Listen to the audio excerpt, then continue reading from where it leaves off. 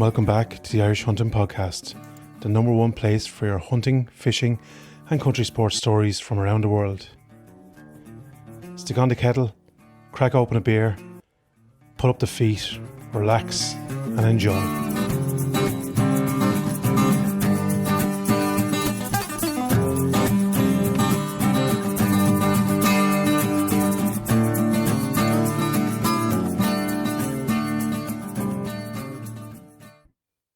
Hello and welcome back to episode 129 of the Irish Hunting Podcast. This week, it's all about the predators. Monster pike and big fanged foxes.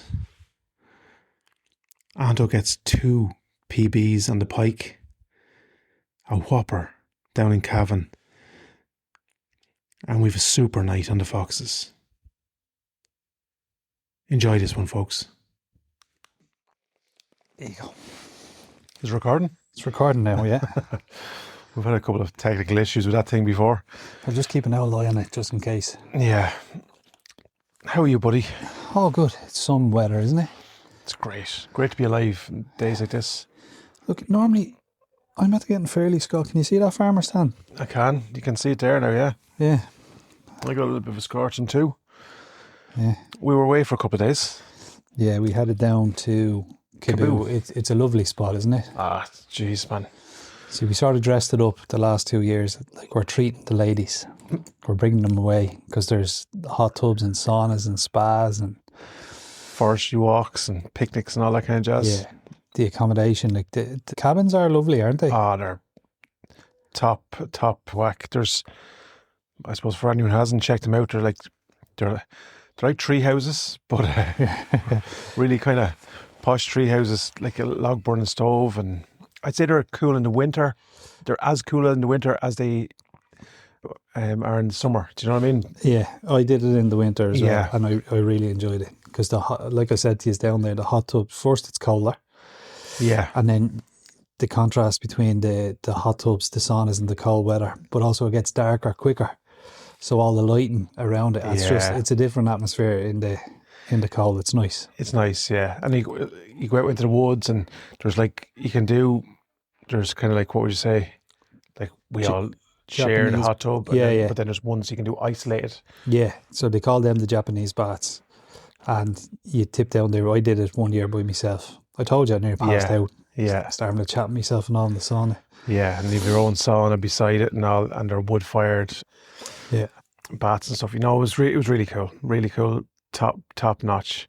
We'll go back just a little bit before that, before we talk about that, because we did a good bit of pike fishing there. Yeah. But just prior to that, we did a night on the foxes for the club. Yeah, I jumped in just to give you the dig out, but really, I was more of a spectator than I was actually shooting because I don't have my night vision as of yet. Yeah, So I was using a torch, and sure, you don't want to be alerting anything that you're there, me flicking on a torch when everyone else had night vision and thermal. yeah. But there was a good few moving. There was a lot, buddy. There was people don't believe. I was just talking to Jeff. Actually, Jeff came out with us, and Jeff is, on top of the foxes there. But he has shot, I think, 60 since Christmas. He was saying about 60, just on a kind of a rough Area. a rough count, Yeah. and like that's. So you would think you're at the. Now you can obviously hear Maisie Jane in the background there. That's in the other office. Yeah, that's only since Christmas. So like if you weren't out there and I told you we seen close on 20 foxes that night, you'd say, come on now. After shooting 60 in the same exact area, Yeah. to go out and see another 20, 25. I've seen a good few now. Yeah. Seen a good few through thermal. Yeah, and I wasn't shooting. I was teamed up with Jeff that night. Yeah. Jeff's a good shot. He's a very good shot, man. He is. Just for people, I suppose, getting into, deer shooting, essentially, I think it's a phenomenal way of honing your... Yeah. It's completely different skill set as well. Yeah.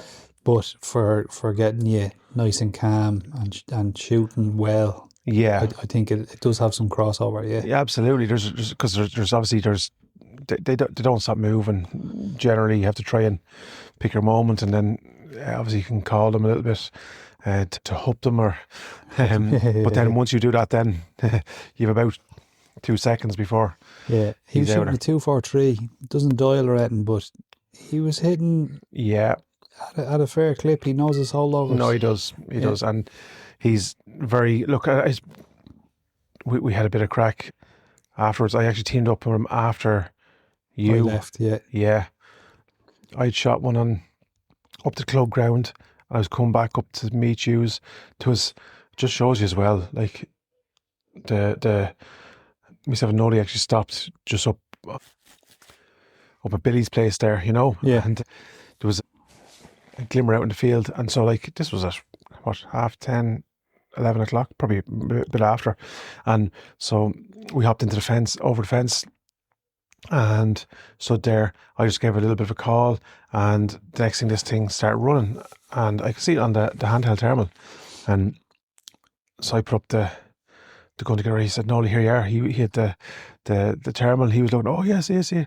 And then I was just there. That, you know when you're looking at it, wasn't moving like a fox. You know what I yeah. mean? And I said, sure, what else would be out here running to a call at 10:30, 11 o'clock at night? And next thing, a woman from, it must have been a kilometre away, but I could hear her calling her dog. Oh Next thing, Jesus! stops, spins, and reverses back. But that's the reason for the likes of thermal scopes or night vision for Yeah. identifying. That's the thing. It only for that, buddy. Because if you were, for instance, right, if you were just shone a quick torch and you picked up a set of eyes, now I And know. fired. Yeah, but there's lots of people who I see it coming in. It's coming into the call. It has a tail. It's a fox. Yeah, yeah, It's not a badger. It's yeah. and they shoot just on the eyes. So like that, you can get cut out sometimes. But Imagine trying to explain that to the oh owner. man, but like that's always the reason. If Nolly wasn't there, I'd always throw the thermal up again, have another little look, be sure. Yeah, And that's, I suppose, the other side of it, the safety aspect of having that. But that was just one interesting story. And then I was coming back up by, as I said, the club ground, and within, it was a handy shot. It was only about 40 or 50 metres. There was one out just grazing in between the sheep, sniffing in between the sheep. So I just waited. I had to hop over 2 gates to get into the field. And the wind was just lovely, coming straight into my face over the second gate. And then I shot him, and then we picked him up later on. And I missed another sitter. Missed an absolute sitter up the bog. but when I'm zeroing my night vision, we'll just double Yeah. check all the rifles. Yeah, I did look, because we checked zero on the vortex scope on that rifle, Yeah, but we didn't get to check because remember it was a shit day. yeah. We didn't get to check the night vision. So again, clipping in and out the amounts. I would be surprised if it's still on 100%. Yeah, sure, we'll give it a look. And on that, the night vision mine is it's after being approved this week. I got a phone call from the firearms officer, but the superintendent was querying a good bit on it, and I think he's had to put in stipulations on it. It can only be on the deer rifle. Sure, I only have the one rifle. Yeah, I use that rifle for pest control as well. So yeah. I don't know the thing. I think they're trying to restrict. Obviously, it's a restricted firearm, but they're not too keen on handing them out. Not at the minute. There was talk in the community, I suppose, in terms of them relaxing some of those rules, because obviously it's not a firearm. It's classified as a restricted firearm, but I think it's only a matter of time before there's going to be some kind of a challenge to that in terms of, if you look up the definition of a firearm Yeah, it's something that can launch fire a projectile, some sort of projectile. Yeah. Now, look, the UK, even hopefully we do follow suit, because the UK are allowed to use those day-night scopes to hunt there Yeah, during the day. We can't use anything digitally assisted, yeah. which makes no sense. It doesn't make, because arguably those as a day scope are poor enough quality as a day scope. I would say, compared to the glass that you're paying. glass. Do you know what I'm saying? So you're going to have to stock in closer. Do you know what I mean? Generally, Yeah, because they're very poor out at long distances. they're getting better now. Oh, they are, absolutely. And I know that people come and say, no, they're not. But like, you compare it to the Blazer or the V8 or Smith and Bender, there's no comparison. It's like night and day, pardon the pun. But yeah, so I don't know. Obviously, the reason that they're trying to do that is because people will be then, at last light they can carry on shooting. But sure, the people who are going to do that are going to do that anyway. You have to trust the people that are in charge of the firearm. You know, we're all adults. It's not a nanny state. They're going to do the right thing. So, but if they do that and they get caught, yeah, that's the thing. Like, they're going to do it either way. Either way, so. that's my point. You know, you're not going to stop that just because they have to clip off that scope and put on a different scope for the day. And it's just, you think about a new shooter who wants to hunt a bit of deer, look after the pest control for his club. Yeah. Now you're making him buy 2 separate scopes. Yeah. And like a 17, 18, 19-year-old who doesn't have the money, the financial backing to do that, if you just let him buy, and these are reasonable, these day-night scopes. Yeah. The Hick Micro, I think, don't quote me on this, but I think they're in around the grand mark. Yeah, I was going to say in around 950. Yeah, which isn't bad considering some of the top glass you're paying $4,000 for. Yeah. You know, so. And then, like, we've often been out where we've gone to last light and not seen a deer, and you're kind of saying, oh, that's our evening over. We would have went on to do a bit of fox shooting. Do you know what I'm saying? But you have to jump in and, do you know what I mean? So it's kind of like the end of it. It's just a lot of inconvenience. Just on that, IR, what IR are you going to run on that? So I actually contacted Chris over in the UK because the reason I wanted this particular scope is because I used his over in the UK. Yeah. And I actually really liked it. And so I contacted him and asked him what IR touch. I want his exact setup. Yeah. And is it a PBIRX is the name of the torch. It's a UK brand made in the UK, but they're a bit pricey. I think they're 140 sterling and the torch isn't that big. Not that 140 sterling, what were we, 160? Yeah. 160, 180? Yeah, look, you're not going to get a whole pile for even here, yeah. But, well, you will, but you'll get... Yeah, but it's a very good, I think it goes out to 800 metres. Yeah. 700-800 metres. And it's small and compact. It's small and compact, yeah. So that's probably one of the things where I will maybe look at is my Sniper Hog Light torch is a little bit bulky. It's big, and it's the front lens on it is very powerful. I actually have a small cone down there, I think, for one of them. Anyway, I'll have a little beak. Yeah. Because again, you don't need out to 800 metres. I'm not going to be shooting out to 800 metres. Do you know what I mean? Yeah. Do you know what I'm saying? It's that one, I think 500-600 metres or something like that. But again, just for identifying and then moving in. Yeah. So yeah, look, you're always kind of tweaking and changing. I think we're near enough close that we're getting close. Perfect. Now I'm getting that scope put on my European firearms licence, so I can bring it to Hungary. Very good. I already had that chat with him when he rang me yesterday, the day before. So I asked him, would that be any problems? No. Brilliant stuff. Because I wasn't sure about, because it's only a scope, I'm going into a different country. Yeah. They don't classify it as a firearm. So so but probably said, on the way back in. Yeah, he said just to be safe, we'll put it on there. Yeah, and then do you know what's going to happen over there? Whoever checks your firearms license is going to say, what sort of crazies are classifying a scope as a fucking firearm? Yeah.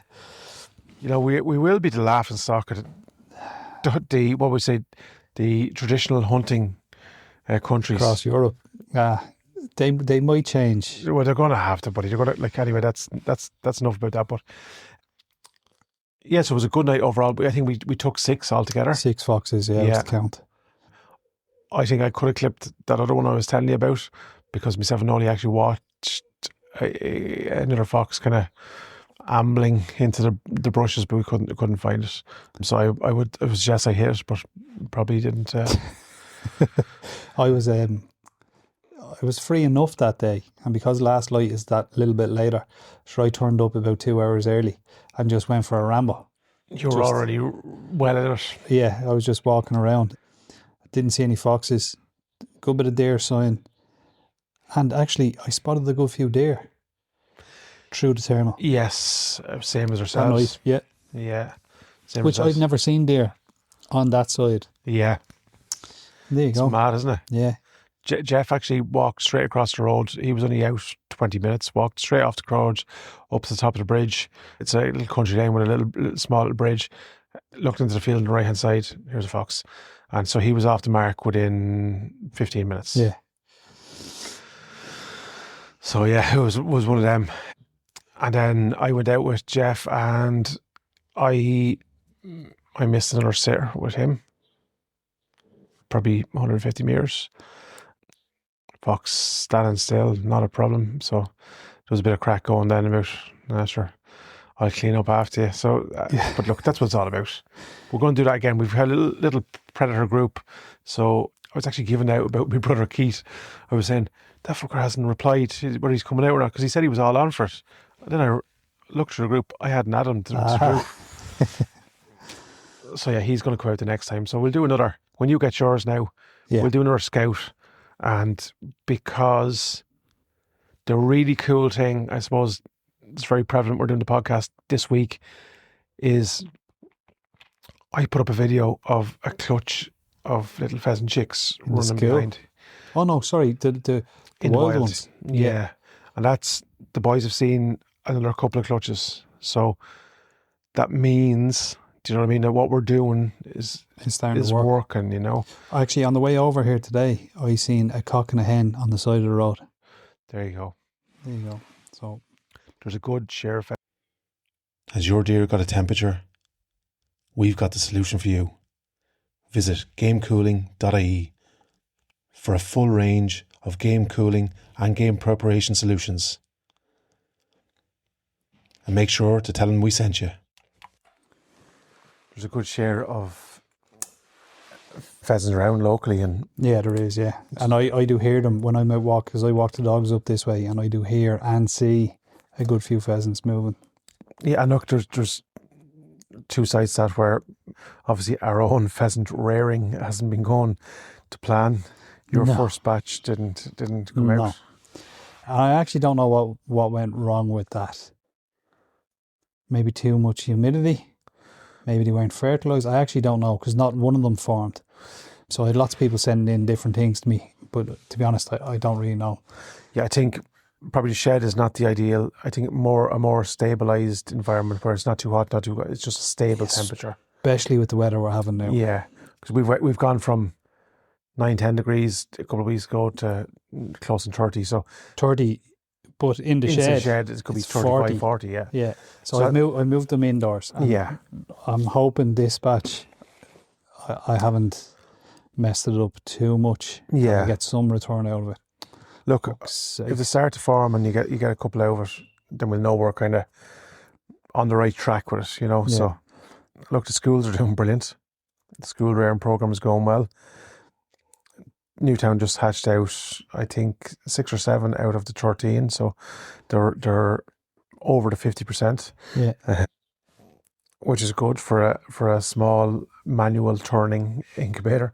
I had better success with that. Now, like that, I had it indoors, I know.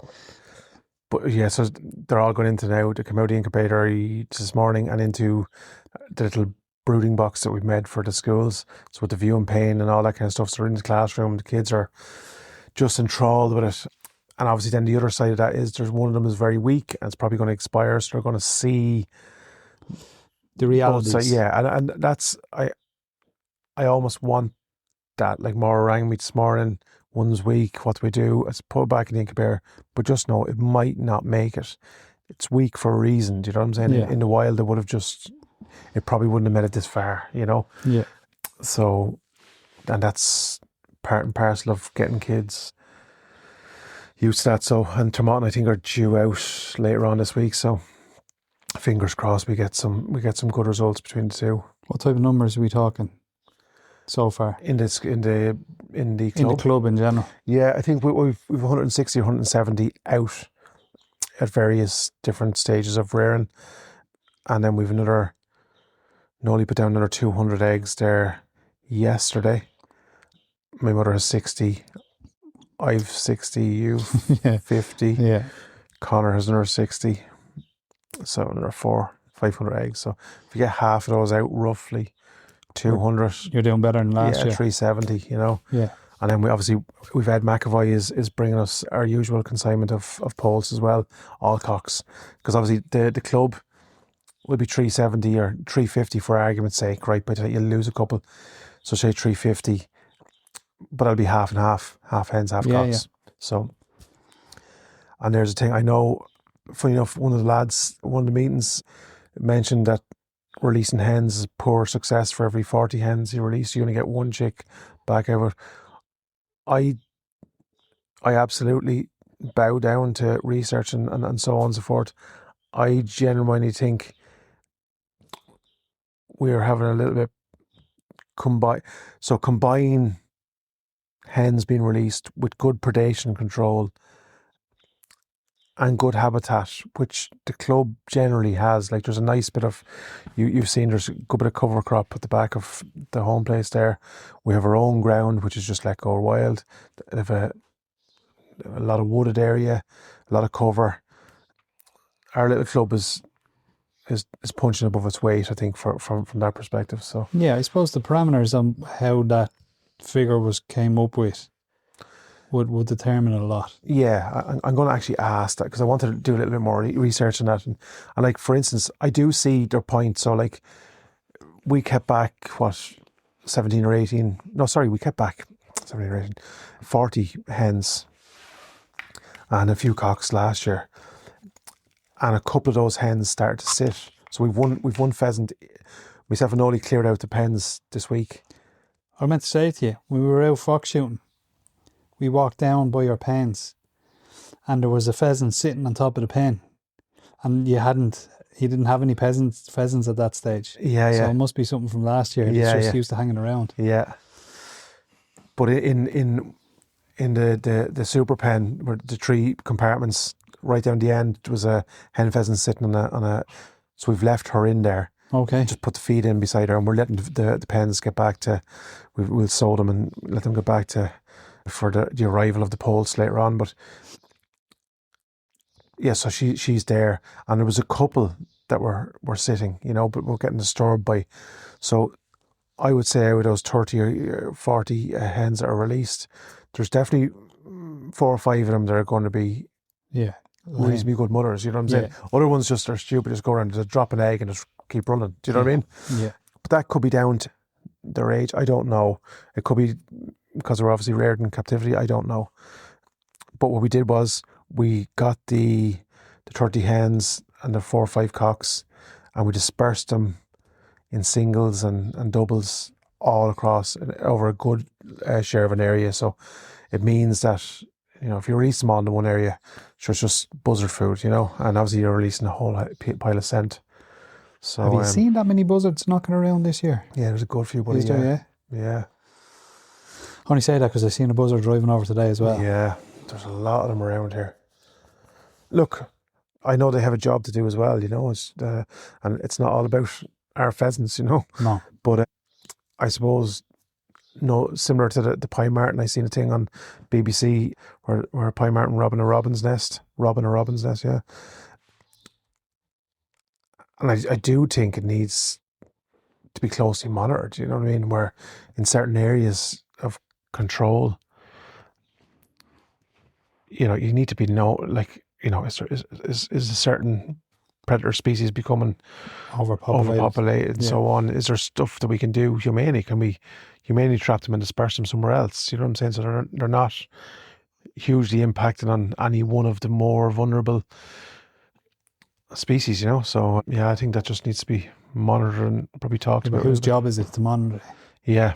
You know, do the gun clubs give back in reports of what they're seeing, and then are the gun clubs slanted to their own fate? Like, you have to be very fair with these things. Yeah, exactly. Look, you'll have a little bit of both. A little bit of both, and I think that's I don't mind a couple of buzzards, buddy. You know what I mean? They're not.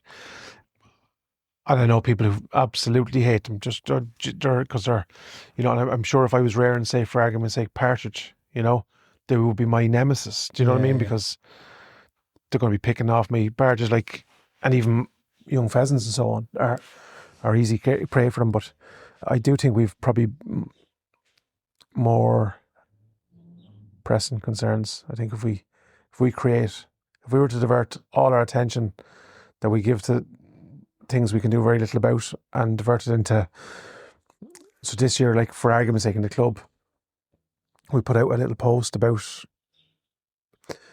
the NIRGC are subsidising wildflower and wild crop and cover crop, and so we've gone from having nothing in Kildare, as in recorded. So this year, through that post that we put up in our club, two people, one of the lads from actually Maynooth Gun Club, reached out to a farmer.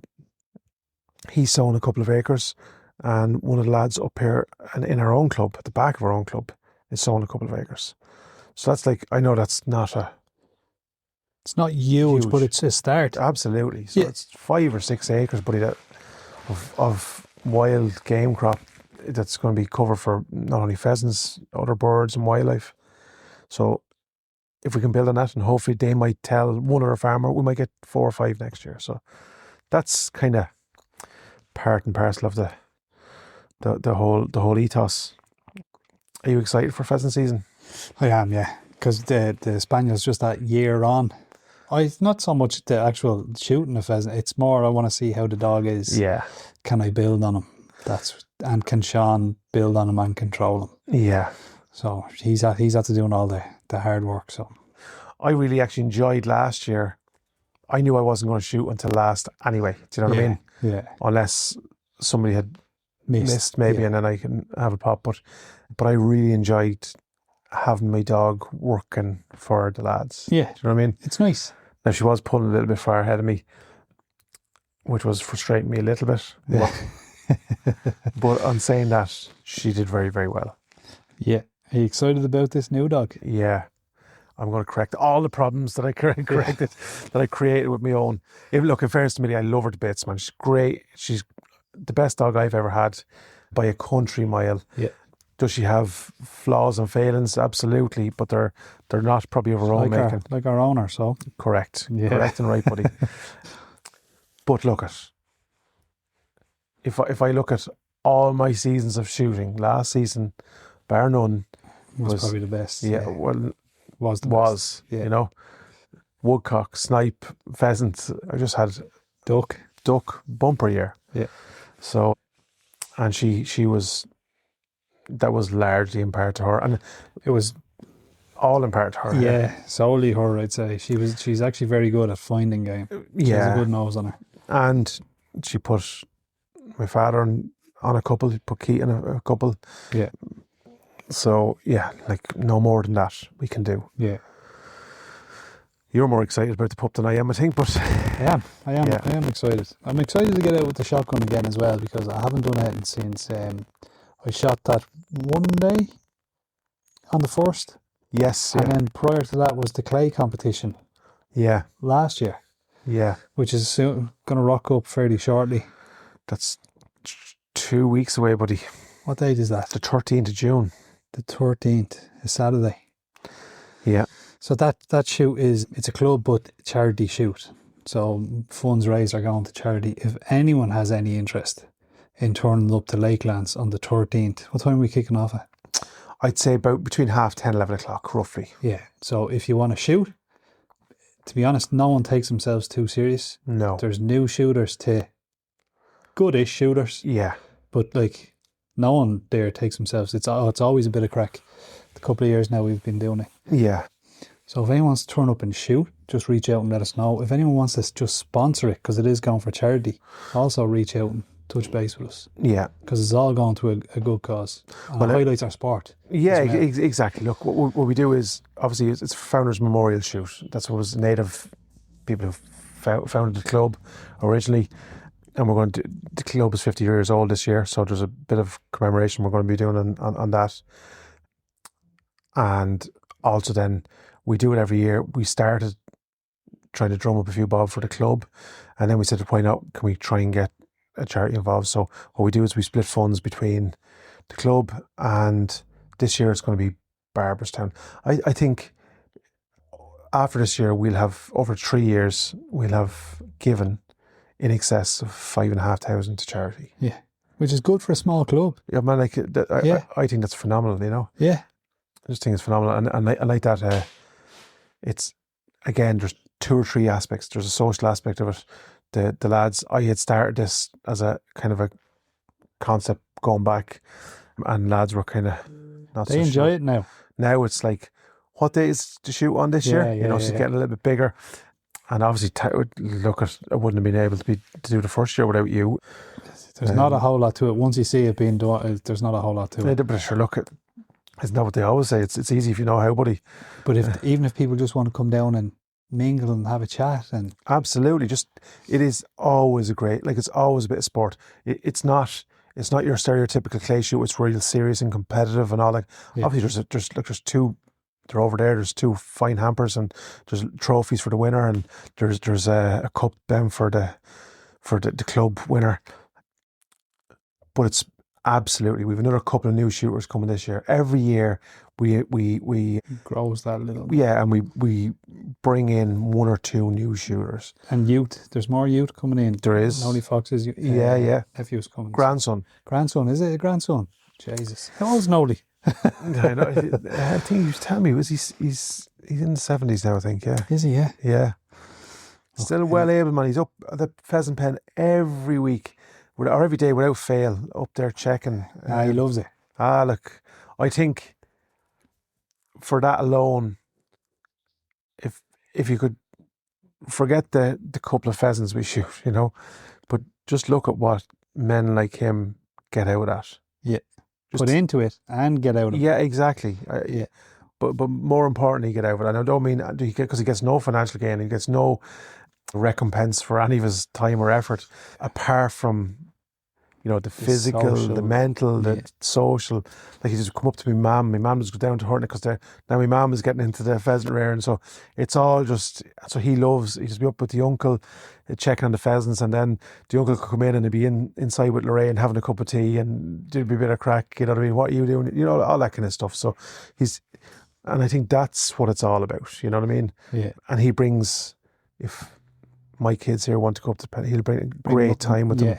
You know what I mean? Teach them stuff about it, and just a phenomenal, I think, what would you say, advertisement for the shooting community, Yeah. Now, I will warn anyone who's turning up, if they are going to turn up for this shoot, stay out of the lakelands. Stay out of the gun realm, because you'll try walk out with something. I seen it the first year. People, they just turned up to shoot. They didn't even really want to shoot. They came out with new guns. Yeah, that's 2 or 3 of them.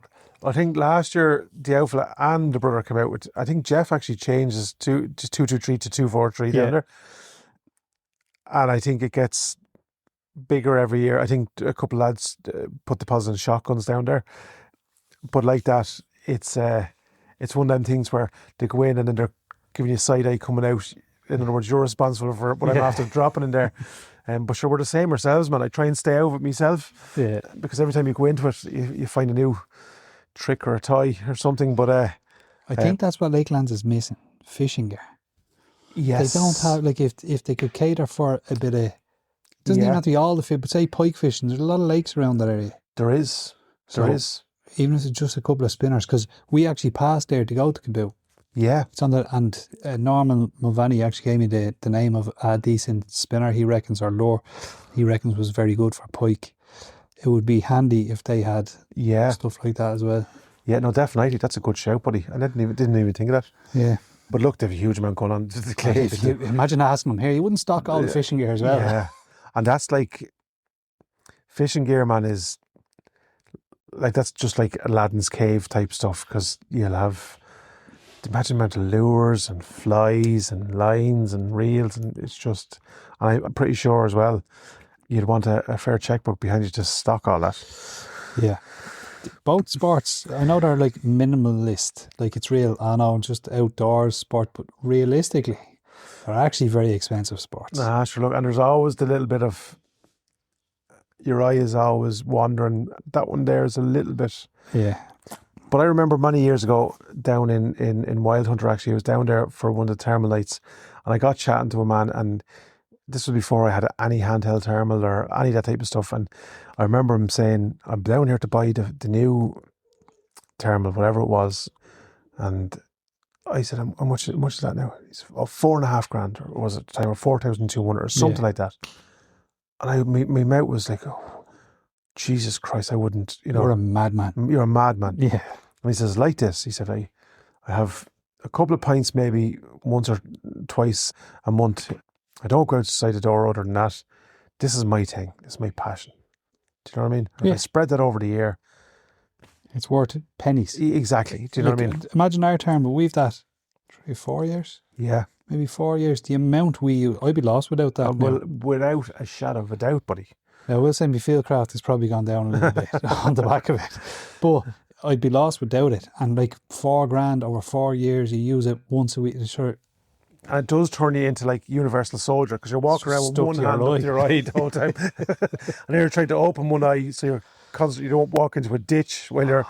I couldn't figure out over in Hungary why I was using it at night time. Then I'd take it away and I couldn't see. Yeah. I was like a black spot. What is going on here? Yeah, it's the thermal. It took me a whole night to figure out it was the thermal burning me eye. I actually got worried. I thought it was after burning me contact lens. Did you? So I took out the contact lens, then I could see fucking nothing. So no, it's a mad... It's a mad thing, buddy. But we actually passed Lakelands down to Cebu. How did you find it? You had a bumper. Sure, look it. I wasn't actually. It was one of them things where, like, because the last year we did a good bit of fishing. Do you know what I mean? Yeah, I did more fishing last year. Yeah. And this year I was content. I was happy enough to get a lie in and just go out for dinner. mosey. And then when you caught your first one, that's Then it all it became back to a competition. Well, I think the first evening we went down, the girls gave us a couple of little beers for our little fishing harnesses. Yeah. So we were living our, like, down fishing off the bank, not even so much as a nibble. No, but I was still enjoying myself. Yeah, I know. I'm sure we were having a couple of beers, laughing. This is the cast. This is the one. Yeah. 500 later, but and then the girls came down. We had a chat with them. They went back up and had a bit of grub and a few drinks, whatever. And then the next morning, you got up early, I think. I got up early because I brought the dog with me, and he started to cry at about 6, maybe a little bit before. So I got up, brought him for a little walk, and then sure was awake. So I said, I'll grab the fishing rod, go down, sicken this other lad. But nothing. I only spent maybe 40 minutes. Yeah. I walked up and down the bank and went, this is no crack by myself. So I went back up and relaxed. And what had happened was, obviously, I didn't want to text you in case you were still in bed, and I was up around 7, and I said, will I want it? So I got togged out, and then I remember most of my lures were over in your house because I'd left some of them over there. So I had 1 or 2 on me at the grand, so I got down. And then what had happened that I had to, one of the hooks actually came out of my lure. So now I had only 1 lure. So I had to tie my own knot, which is very important. Which is a big step, buddy. Which is very important. I'm actually very proud of you. Yeah, I know, yeah. You'd be even prouder to find out that what it held on to. Yeah. But, so realised then, so I was only down, I had to walk the whole way back up because I know didn't bring me pliers or... Anyway, went up, got the little knife, cut it off, and... Because you ain't breaking that braid, man. No, that braid, cut your hand off before you break it. As I kind of found out, but... That's 80 or 90 pound braid. I know, yeah, I was trying to bite it off and everything. Yeah. But, that didn't... I actually was a snap link that I lost off the lure. Oh, okay, yeah. That's what it was. So, yeah. And, went back up, changed. Yeah, nothing happened. I think I texted you. I don't think you came down that morning, though. I did. Did you? Later, like shortly after I came down, and the two of us went spinning off the... I was with you for your first one. Oh, sorry, yes. I had said to... What was your man's name? Mick, was it? Mick, yeah. Yeah, on the boats. He said, do you want to fish off the pier? He said, come in here, grab a life jacket, because you have to have it for insurance purposes, on the jetty. And I text you then. This lad's let us... I thought this was... Sure, I think he lets everyone. No, he does, yeah. I was fished off there a few times. I know. I thought this was brilliant. and he was out doing a little bit of dead bait, and he was catching a bit of perch on a spinner. I think it was perch. I think he was catching. Yeah, On a spinner, yeah, be Yeah. perch. Perch are aggressive little predatory fish. yeah. Yeah. Because I think a couple of them actually came after my lure. When I was there, you said you got a couple of knocks. Knocks, yeah. Yeah. I seen one of them like darting at it. Do you know what I mean? But it was only tiny, so I presume it was one of the perch. But and then we had a bit of crack, and I put on, as I probably always do, I said, "What's the maddest looking lure?" And it, Big, luminous. Miss- Like it was a big. It was that was a good. I don't know, 7 inches, yeah, and in width maybe 3. yeah, Like it was big, yeah.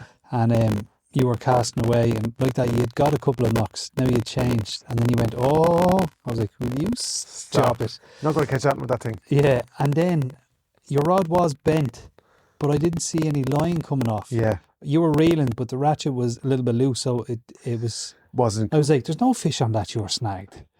And I said, just stop now for a sec. I stopped for a second, And the rod bent down. I was like, oh, no, you do. No, you do.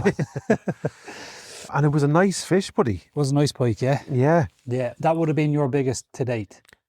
Oh, To by that day, yeah, that yeah, timing. yeah. What would you reckon that was? That was probably about what was it?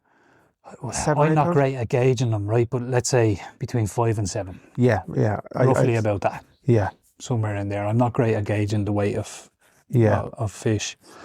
But what really surprised me was the size of the spinner. He devoured the whole thing. It had disappeared. like I mean, went to his. What just shows you, like, that would have been talking about eyes too big for your belly, but he went at that Yeah. and absolutely hammered it. Yeah, gone. Now, we had a bit of an ordeal trying to get it in at it. So, we did get it out. The fish was safe, but we put it back into the net, put it back into the water, Give it a little break, and then give it back some oxygen, and then we took him back out for pictures. pictures and stuff. Yeah, Yeah. Oh, it was a nice pike. he was lovely, and that kind of set the tempo then. tempo. Then, yeah, Where did you cast? yeah, exactly. So as I was unhooking because that got caught in my net, then Yeah. all the trebles were all everywhere in the net. So I was about 20 minutes, and you were there like trying to get back out, and then I think you had to go off for a bit of lunch. Yeah, Laura wanted to go for something to eat, so we went away. Food wasn't great now. No, But anyway, that wasn't in Cebu, that was somewhere local to the place. And then I just got back in the Jeep. I got a phone call. I'm after catching a fish of a lifetime. I was like, stop. No, you didn't. Send me pictures. And then you sent me a picture. I was like, shite, I have to go back. so after the first one, I said to myself, so that they have just down there off the jetty, there's a little like a horse car, or what do you call it? Like a Horse coffee trailer. boot. Yeah, yeah. But it's a coffee boot, and there's tea and cakes, but there's also beers. I didn't know they served beer. No, so neither did I. But I seen one lad just walking his dog, sitting down in the chairs outside and cracking a beer. And I said, oh man, I have to celebrate. So I went up, and in fairness to Mick, he was after telling me, that's the place to catch try there. So he wouldn't have a beer. So I left one tap for him, and I had a beer myself. So then I was out having a beer on the jetty, fishing. I was there, man, this is brilliant. After catching what I thought was going to be, I was just happy with that, content. And the next thing, what happened was, it was people out in boats doing a bit of fishing, and they come up along the bank to our right-hand side there, and they were fishing underneath the trees, so they let the boat drift. And then they headed off. So I started to cast down that direction because the wind was Helping you. to cast out. So I was casting out, and then, which I thought was a little bit poor etiquette. Now I don't know about fishing etiquette or anything, but I was casting their direction, and then they just, so you could see me, I was off that end, and then they come up the bow, like up where I was casting. Do you know what I mean? Yeah, that's not great. No. So I wasn't too happy with that. Do you know what I mean? But for whatever reason, they were just there, knocked off their engine, they were casting into the hedge, right? And with that, I don't know whether the boat disturbed this fish or what, but it doesn't matter. About 5 casts, 6 casts later, I was still casting. I was no, I'm going to still cast down there. You know what I mean? To be, and next thing I hooked in what I thought wasn't a big fish. You know what I mean? Compared to the fight the other one had given. Yeah. And I said, sorry, just before that, I got a huge knock. I actually seen it was probably a little small as I was on the way back in on the lures coming on the way back up. A little fucking pike came and tried to. I said, now he must have been only 2 or 3 pounds. You know what I mean? That size. But I could see him coming, and you want to see them striking. It's magic, isn't it, when they see them like that? It is, yeah. I could see, and I see. Like you would think, why are you starting to fight that spinner? That spinner's near bigger than It is near bigger than him, yeah. Yeah, and he obviously went at it, and I'd say he had concussion. Do you know what I mean? But so it just shows how aggressive they are, like. But so that was grand. So I was, just brilliant. Do you know what I mean? I'm after getting another knock. I'm after seeing that. And then, as I said to you, about 4 or 5 casts after those guys pulled up, I hooked into something. I said, oh. Then my little rod she was bent over. That's a great little rod. I don't care what it is a great little rod. It is a great little rod. And somebody actually at the weekend was having a little go at me little rod, at your little rod. But I started to just play with it. So I was there. I wasn't stressed or panicky or anything. And I probably should have been because you weren't there. And this is my first fish that I'd land on my own. So he'd take a little bit, but wouldn't be. Yeah. Do you know what I mean? Sometimes some of the bigger ones are like a dead weight. Just lazy until you get them in close, and then they kick off. Now, if you remember the one in Roscommon, a biggish one in Roscommon, he took off right from the get-go. Yeah. I was under no illusion that this was a big fish. That wasn't a bad fish. Yeah. This was completely different. And if anyone had asked me before, I would have said the first one was the bigger of the two fish, without a doubt. And so like that, anyway, he come in a little bit, and then I let a little bit, and it was just like that. And I actually started to, because my net was down the far end of the jetty, so I started to let him off a little bit, and then I started to go back up the jetty, just keeping, and like that, I was nearly pulling him back in. Do you know what I mean? Yeah. Nice and steady. And then got close up to the net, and I mixed spot. Are you on there? And I said, yeah, on again, buddy, delighted. And I said to him, actually, I said, don't think it's a big fish, until he got close to the jetty. I could see this thing. It was like a fucking anaconda coming up the side of the jetty. Then I started to look back. Hurry up there. And now my little rod, he wanted to go underneath the jetty. Do you know what I mean? So I was trying to work it. And he came over. He says, will I come over and give you a hand? I said, if you wouldn't mind, please. And he said, oh, it's great to see a man playing with a fish. At this stage now, I wasn't playing. I was panicking. Yeah. Do you know what I mean? So I was trying to work it that he wouldn't get under it, because all the boats are the far side of the fucking jetty. So, oh man, he'd wrap up in an engine or something. So now I was under pressure. My little rod was just like, it was nearly hitting the underside of the jetty. So, and then Mick says, oh, this is a big fish. So that didn't settle me nerves either. But landed him pretty smoothly, in fairness. And he had just literally hooked the side of the treble. Yeah. Do you know? So he didn't take the whole thing like the smaller one. Yeah. No. It was only, I had actually changed lure over to the little roach. Yeah, a little swimmy roach. Yeah. And you took him up. And now, my pictures didn't do him justice, buddy. No. They didn't do him justice at all. Because as soon as I seen it, I was like, yeah, no, it's nice. And then I went back through pictures. I was looking for ones that I had. And I was going side by side and went, no, Antos is definitely bigger. It's just the way it's being held. Yeah. And I'm not great at holding them. The first thing you actually said to me for the other picture was put the underside and the hand behind. Yeah. So you can see the fish, Under the jaw, supported the weight with your other hand, and not push them forward. Yeah. But you can push them a little bit forward. Yeah. Present it the right way. Well, what I was trying to do was I had half those. So I had them by the jaw and had my hand underneath the tail end. But I was trying to support his mid, because he was so big. Yeah. Off me belly. Do you know what I mean? Yeah, do you know what I'm saying? Yeah. If that makes sense. Yeah. But with that, he was kind of kinked. Yeah. Do you know what I'm saying? You straightened him out a little bit more. If I more. straightened him, but when he was on the ground, when you stop. Well, what's weight did Mick reckon he was? Did he give you a weight? Oh, he reckons he was over 20 pounds. Man, that's a because he went in and he did his he wanted to get the the scales. He said, have you your scales? I said, no, I don't have a scales. But anyway, so he said, I'll go in and get one. And I said, look, I don't want, it was a big fish. It was after taking a good while to get him in. I'd rather get him back in the water. Yeah. And he said, no, fair enough. But before he did, he was just saying, that's over a metre long, you know? Yeah. And because we could judge by the net. And I said, yeah. And I still hadn't kind of comprehended it. And then he went back in and he looked up his char. A metre long is somewhere between, I think, is 18 to 20 pound or something. Yeah. So he was over that. And he said it was somewhere from 18 to 21 pound. He'd be better at gauging than we would. So you'd have to take, he's the fishing dude. Yeah. You'd have to take his word in it. So I'm taking that as a 22 pound fish. Yeah, 28. Oh, 28. But yeah, no, it's the biggest fish by a country mile, man. So I was like, then you got back and sure we started to spin like mad. Then trying to on turbo. Yeah. Throwing them out everywhere. And then I got a beer. And then we tipped down the bank a little bit. We actually sat down. Yeah. To be honest, we just sat down, had a chat. Yeah. And then we went back up and met the girls. Yeah. So it was great. It was just one of them. I think neither of us really cared that we catch a fish or not, and that's probably the way it should be.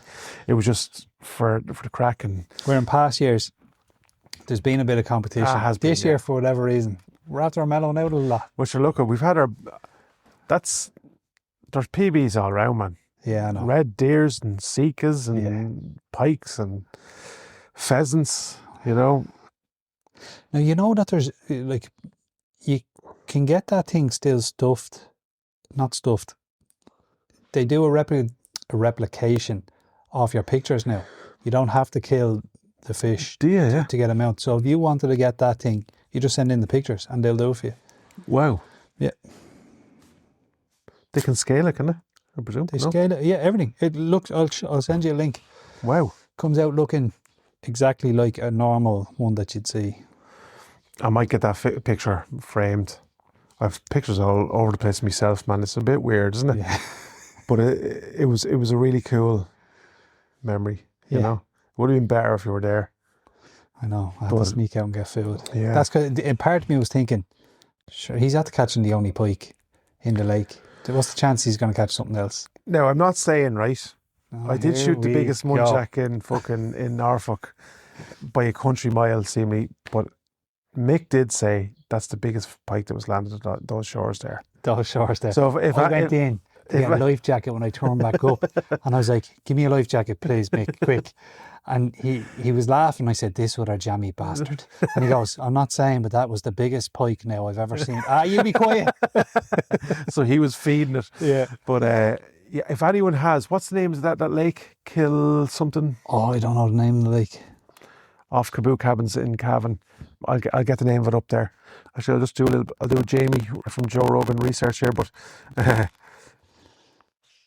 I wouldn't mind. There's those. It's not just one, well, it probably is just one lake, but they're all linked to larger lakes. And there's jetties there that you can pull in and launch a boat if you just wanted to go fishing. Yeah. So Killykeene Forest Park, that's where it is. And the lake that we were fishing in, they probably won't show me here now. Inch Island is the island on that lake. So I don't know where anyone knows that. It doesn't give me the name of it. I think it's Loch Uchter. I think it's all connected. Loch Uchter. Yeah, they are all connected. Look up that forestry park. When you drive through that, there's a pull in the left hand side, and that's the lake. Yeah, it's smashing. It is a smashing place. So yeah, we had a cracking day. Cracking couple of days. Nice and relaxed. Coming back to beds. Oh, just stop. Stop it. We got two of the pillows. Well, two of the similar pillows. You robbed two of the pillows? No, not one of them. We got our own. Do you hear that, Caboo? Got our own. Avril ordered two of them because they were like, these pillows are like people, you know? And maybe that's why she wants people in between me and her. I don't know. They are. They must be 3 foot long, these pillows. Yeah. So you can wrestle with them and grab them. But I do that in the middle of the night with a pillow anyway. So yeah, no, everything about it is just, there's a bath in your bedroom, there's upstairs and downstairs and these things, there's little they've old school radio, TV, all your own kitchen, barbecue on the balcony, and It mightn't be everyone's cup of tea, but at least try it, because I think people would enjoy it. I think if you're into what we're into, sure, it's like, Yeah, it's you know what I actually mean? fancy fishing. Yeah, you know what I mean? This is like, you're getting kind of the best of both worlds. You can get out and do a bit of fishing, and then there's a bit of luxury then for the girls as well, which is good, you know? Yeah. And sure, you're sitting in a hot tub, man. There's somebody else bringing you over a drink. What was the worst thing that could happen? Probably dangerous having us in there. But anyway, what's the plans for the next couple of weeks? What are we at? I have to get up. So there's two main things that I want to tackle. The raffle in the UK, that's still ongoing, and I need to push that more. So I will throw up a couple of posts, because some lucky winner is going to win that. And even if we don't fill all the slots, I'd still be happy to let it go once we have enough to pay Tom. Yeah, that's it. Yeah. So that's one. And then the second thing is I have to be less lazy and organise people to come on, because I have a list. We have a list of people to bring onto the podcast. But that's not your deal either, buddy. That's both of us. We've just been... Look, two of us are busy. Yeah, the usual stuff there, so... Yeah. And make a couple of videos. There's people asking again about that cleaning the rifle video, so we will do that. What we will do then is we'll sit down when you know you're going to get your night fishing the week before. I'll go over to you. We'll clean my rifle. Yeah. Do a video. We'll do a video on that, because we can utilise that as, and then we're going to be zeroing anyway, so it'll kill. It'd be nice to have a clean barrel rifle. Yeah. Wouldn't that be the thing? That sounds like a plan. Is there anything else? We have to set up that chronograph properly with the profiles and learn how to use it properly. Yeah. Because I was using it, and look, it's a brilliant piece of kit, even for the little bit I was using it for. But it's, as you told me, I didn't realise, much more capable. Yeah, because it'll do all your averages, and it'll actually give you your telephone number. Yeah. So we need to, and I need to work out how to utilise my blazer binoculars properly. I do still have an issue with my illuminated ret on my rifle, so I have to maybe chat with Niall about that. Chat with Niall about that, because you'd need to give yourself a bit of time if you're going to send it back to Blazer to be repaired. Then you have to give yourself a bit of time. Yeah, because obviously we're going to Hungary now. If you want it working properly, buddy, it'll get you through Hungary. Maybe you have, but see, then we're into the deer season. This will happen to me. Yeah, but it's I can just pull it out, like, to illuminate it. Oh no, you can, yeah, but do you know what I mean? Like, how bad?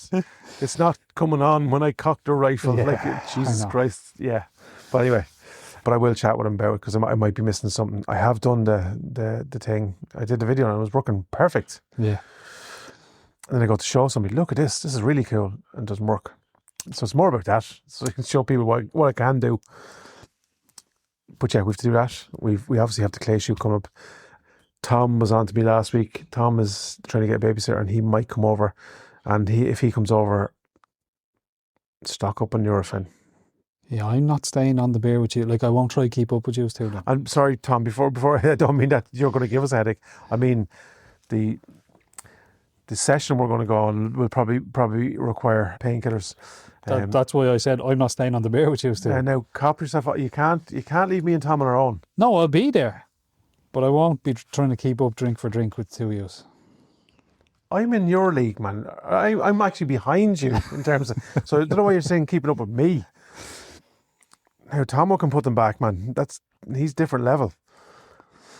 It'd be nice to have him over. I will be. It'll be a bit of crack. So if he can get over, we'll obviously we'll have a bit of grub and a bit of crack with him. And the clay shoot is obviously going to be first and foremost. I have to get around to schools, get her up all the breeding boxes, bring back all the chicks, hatch out the rest of our own.